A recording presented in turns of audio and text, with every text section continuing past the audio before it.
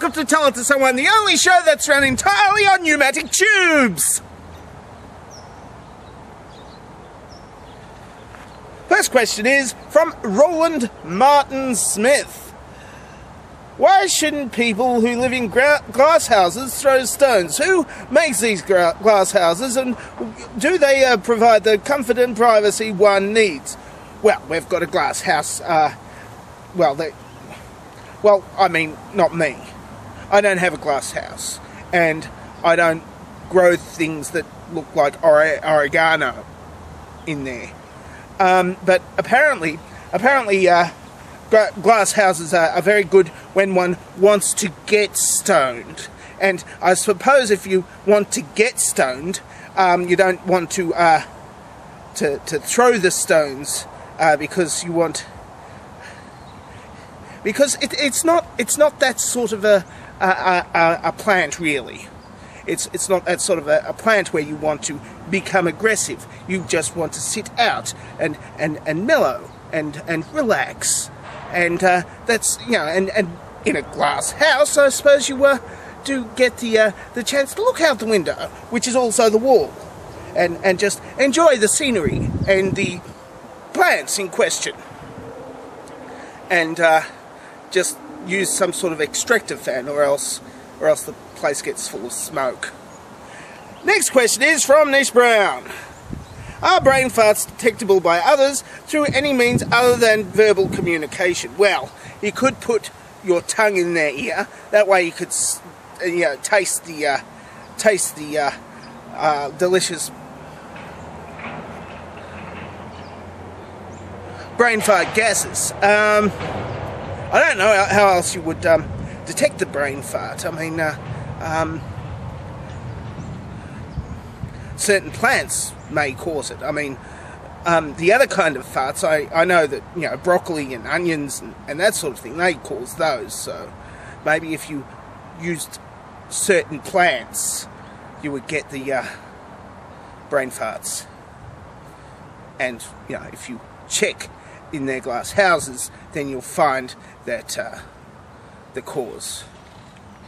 Ryan Eggersdale asks, is it just me, or did Jesus say eat me before he went off to commit suicide by cop? Well, it was eat me, drink me, and one of them made you big and one of them made you small. I don't know which one it was, but yeah, that is. Yeah, I used to be a Catholic, and so they had all sorts of disturbing imagery. I mean, there was one cheerful little hymn that went, "Eat his body, drink his blood, and we'll sing a song of love." And I don't know the exact, but that was the nature of the actual hymn itself. And it was all, you know, it had organ music behind it, and it would sound much more holy if I had organ music behind it. Next question. California sun, oh dear. I don't want this to turn into what happens after you die type question, but I am curious your thoughts. Recently, the neurosurgeon Dr. Eben Alexander, author of Proof of Heaven, asserted that he had a personal experience with the afterlife. He claims a cognitive recollection of his time spent in a coma, where he can account for the entirety of his incapacitation and his experiences in heaven. Being that he is a man of science, I find his assertions as troubling, in that he seemingly abandoned any impartiality with regard to scientific principles and ascribed to a position of authority. You know, being that guy. Not that guy. There we go.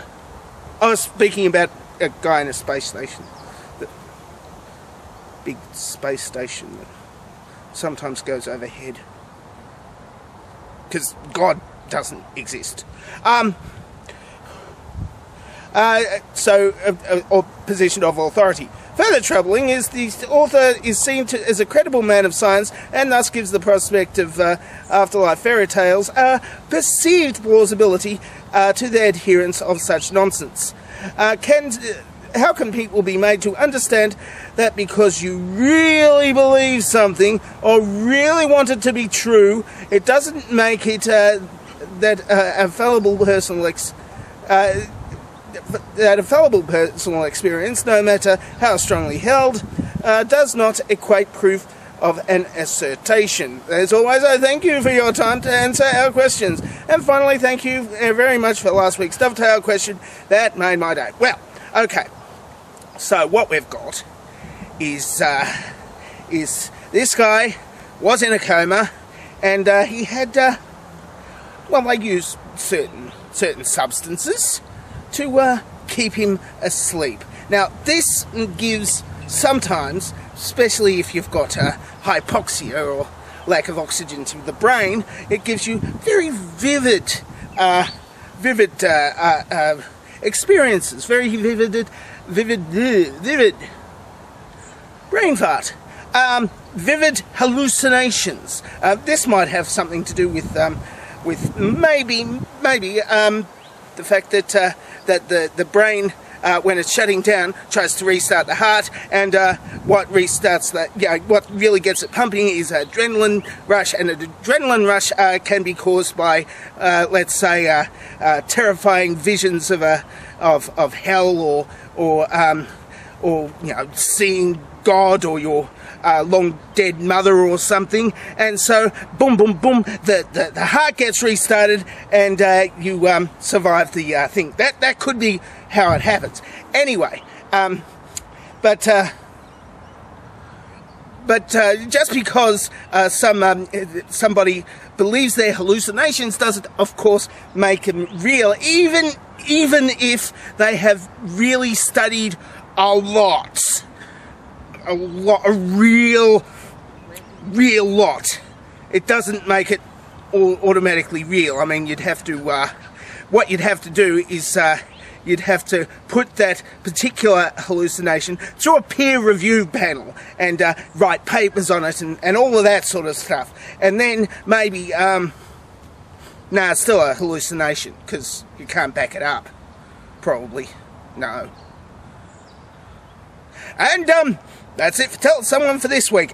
There's only a few dovetail question answerings because apparently California Sun is a little bit popular, and so nobody wanted to insult him.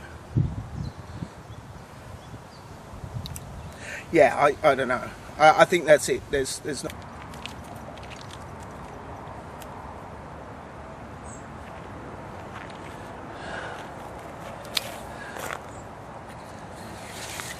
So, if you would like to ask me questions for Tell It to Someone, just ask down there. Yeah, all the way down there, and to the left, and there we go. Okay, start asking now.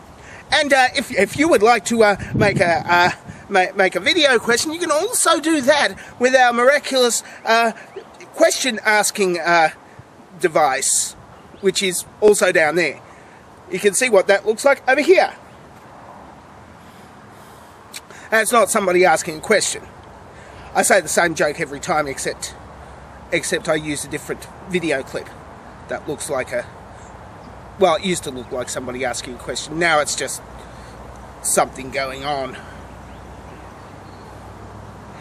Anyway, so ask a question, or ask a video question, or just, share, like, and favourite, and all that sort of other stuff, and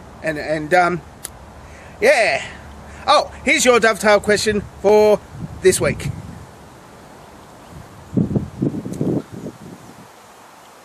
Well, I'm dangerously talented, and I don't have a cool sign-off.